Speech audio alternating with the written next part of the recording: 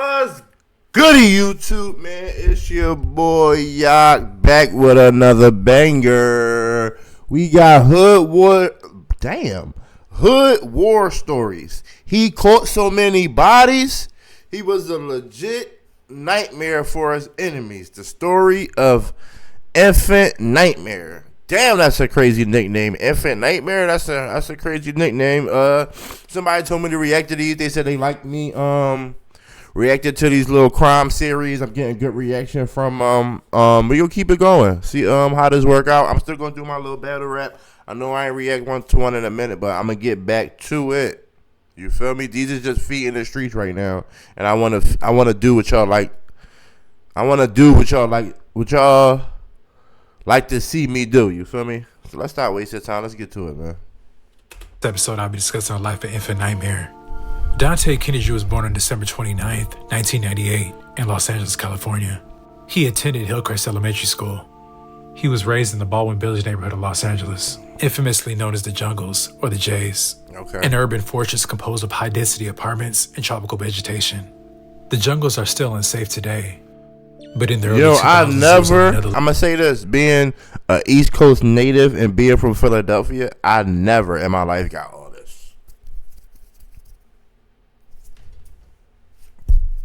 Like, niggas be doing all of this, chat. It's like they be doing that Naruto shit. You know what I'm saying? It's like they giving off a fucking Final Flash or some shit like that. Like, you feel me? Like, who was the first one to stack? And stacking is all of this that they do. Who was the first one to do that and say, all right, this is for us. I'm going to tell everybody else. Level. Those were the training day days. Guys 20 deep in red on every block, monitoring every car that goes in and out. For a while, it was a no-go zone, as you would enter at your own risk. Young black kids growing up in this type of setting more than likely get swallowed into the Black P Stones, the gang that has its area on deadlock. This neighborhood is so deep and active that you basically are a member by living there. Damn. BPS, I mean, that's anywhere. I think that's anywhere, though. You cannot be in the streets, but if you live on that block, you from that block. Whether you realize it or not, whether you want to be or not, you live on that block, you're from that block. A nigga will catch you slipping, you know. You're not an innocent. You might think you were innocent because you're not in the streets, but you are not a innocent. You are from that block. That's how your ops or your homies ops see you. The actual put-on process is not easy and is selective. Nitemare would join BPS in his early teen years. Infant Nitemare made it a point to be a standout member from jump. He was considered a part of the 10% of gang members who are really active in the field. These are the real line pushers, patrolling the neighborhood and banging on people. Nitemare was always known to carry a gun. He primarily focused on the top shooters from rival gangs and prioritized knocking them off. By the time he was 17, he gained high status and rank within BPS. Now look at this bop, though. His bop kind of smooth. Nitemare was super solid and very respected, and was very ambitious to get money. He had a good record with the hands and was always down to fight.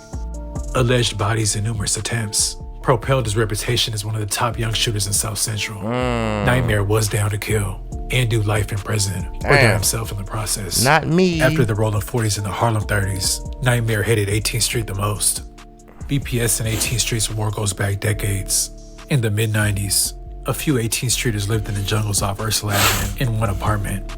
They tried to set up shop and sling drugs on that block. BPS told him it was a no-go.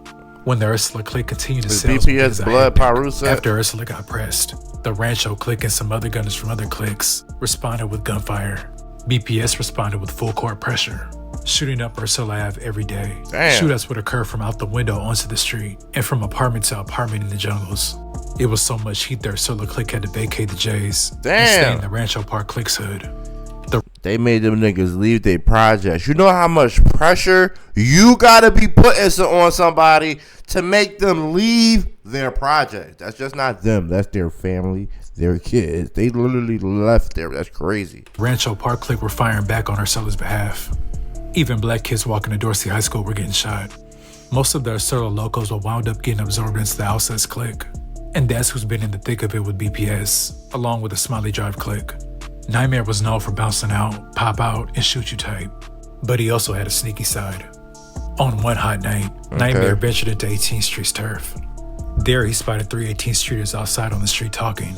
Nightmare allegedly got out on foot, crept up from behind, and domed the 18th Streeter. 2 additional shots were fired, but they both missed the other targets. Nightmare gathered himself and fled off into the night.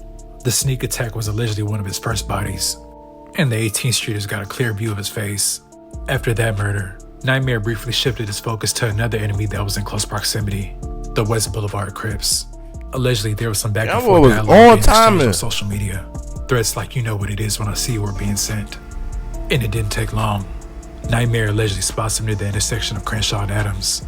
These cross streets is a point of conflict, as multiple gangs lurk near these borders and often are bound to run into each other. After spotting him, Nightmare allegedly chased his victim down in the streets and completed his mission. There's no one Nightmare hated more than the Rolling 40s. Yo, Nightmare was out there getting top enemy crazy. For more than a decade, especially among the younger Did generation. he rap? Nightmare labeled himself Mr. 40K, and he earned that title, shooting up the 40s on a weekly basis. Damn, I wish he rapped. Side, but especially the dark side, were all getting lit up. Nightmare was putting in a ton of work and was becoming a true nightmare in the streets. His name rang bells, and his gunplay put everyone on notice.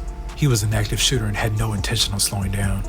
As Nightmare rose to one of the top doubters in the city, he began to prioritize killing other top shooters from rival hoods. Like that, Africa, also the city. Hi, let me stop for somebody. Let me chill out for a nigga walk up on me talking about I saw you throw that shit up in a YouTube video, nigga. What's up? You banging? And I had to prioritize killing other top shooters from rival hoods. That Africa, nigga, you hear me? Also known as Tiny J Stone, was an extremely active, high-ranking member from the 89 East Coast Crips. I had to July 29th, 2018, at 12:40 a.m. Africa is hanging out with rolling 40 members near 43rd of Vermont. Nightmare and other BPS members all saw it that night, driving around looking for a 40 Crip to kill. They end up pulling up to 43rd of Vermont and find just what they were looking for. Africa and a few rolling 40 Crip members.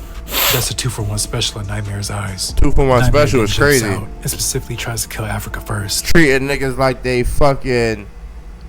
fucking ocean spray juices. 2-for-1. Niggas be wildin'. He lets off numerous shots, and bullets start flying. But instead of hitting Africa, a 40 Crip named Tiny Hardhead got hit. 2 others were also shot. Hardhead was pronounced dead in the street at 12:50 a.m. Damn. Nightmare and another gunman ran to 2 separate vehicles, which fled the scene. Tiny Hardhead was a factor in the 40s, and he was known for shooting and pressing the issue. Hardhead is that trip. They gon' phone your mic, bro. I ain't even on no C nigga, bro. Gon' phone your mic, Did he just say on phone them? My guy. Do you see how much Chicago drill has impacted the world? A West Coast man just said, wait, is this West Coast or Chicago? Hardhead is that trip. They gon' phone your mic, bro. I ain't even on no C nigga, bro. Gon' phone your mic. Is this Mount Vernon is a Chicago block because I'm tapped in with Chicago, but is this Chicago or LA? I'm pretty sure this LA because Chicago didn't have much. He on the phone calling his homies. I pop that y'all niggas don't do nothing, nigga. I'm voting for you. I'll stay shooting y'all niggas.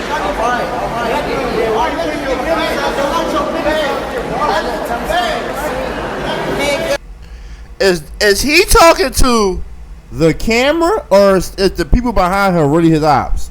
Cause that nigga just said, I'm your biggest op. I shoot at y'all on the daily, on phone them, on BD, King David himself. You hear me?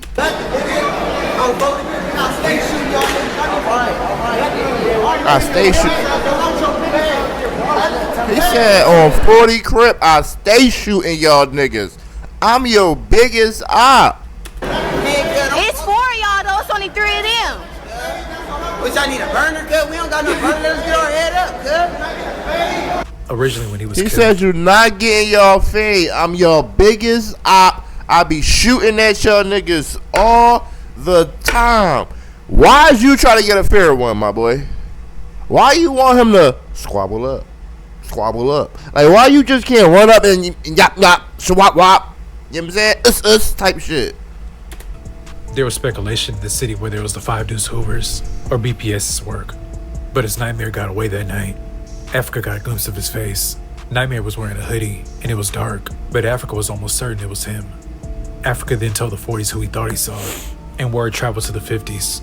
Tiny Hardhead was deeply connected to the 557s, so both hoods took this loss personally. Retaliation was guaranteed. The jungles were shot weekly for almost 2 months. And for good measure, the 557s and 40s also hit up 5 dudes for a good 2 months also. The results were 3 people dead, but their main prize was still lurking around in the shadows. That's until October 3rd, 2018, shortly after 5 p.m. Nitemare was standing on the sidewalk with a couple brims in their territory. 2 people then walked up and began firing at the group, striking Nitemare and 2 others. Bodies dropped to the ground and everyone tries to flee. Nitemare was taken to a hospital where he was pronounced dead at 5:51 p.m. Y'all. Rumors spread that the alleged gunman was a Rolling 40s member and a stud from 50s. A Some people were shocked that it was a female stud. They got studs out there putting in that work. You hear me?